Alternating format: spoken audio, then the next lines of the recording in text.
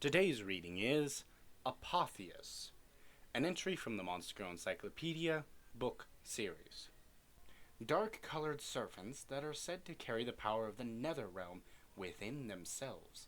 They are monsters created by God as adversaries to the Pharaoh. It's their duty to prevent the awakening of the pharaohs who sleep within the ruins out in the desert. In the age of the former demon lord, many pharaohs were buried forever, never to awaken at their hands. The desert is dotted with these masterless, abandoned ruins as a reminder. However, that's an ancient tale.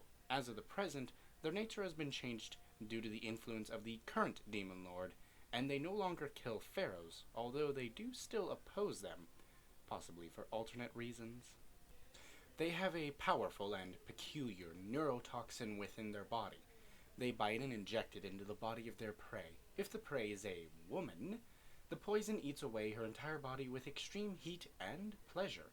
Her flesh is remade to become greedy and ultra-sensitive to pleasure, and it even makes her mentally morph into a lustful, monster-like disposition of simply wanting love and pleasure with a companion. Once the Apophis' venom enters the body of a prey, it never fully disappears.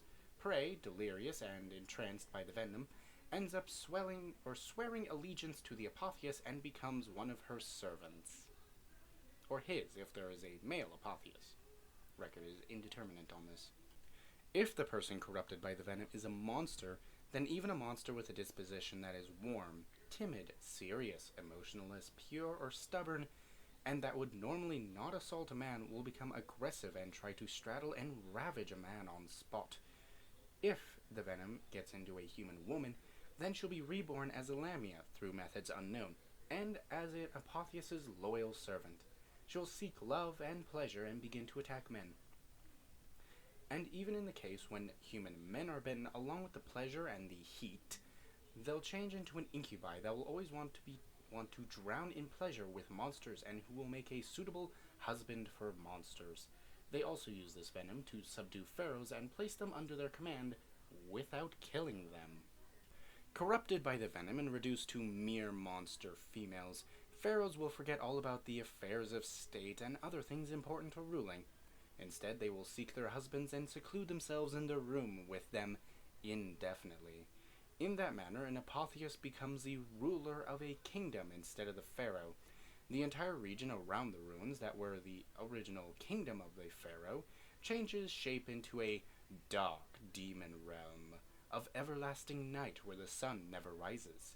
A fascinating atmosphere hangs in the air, however, and a monster paradise where they can lapse in delirium and revel in mutual heat and their husbands is born.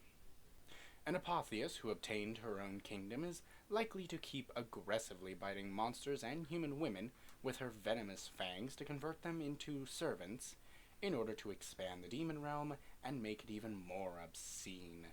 An Anubis who becomes a loyal servant of the Apophis will come up with obscene and licentious schemes to expand paradise and enable themselves to indulge in love and pleasure, and sphinxes will aggressively assault travelers and even raid human settlements to bring back many men to the demon realm, increasing the number of residents of paradise, along with probably attracting other monster girls from the nearby areas.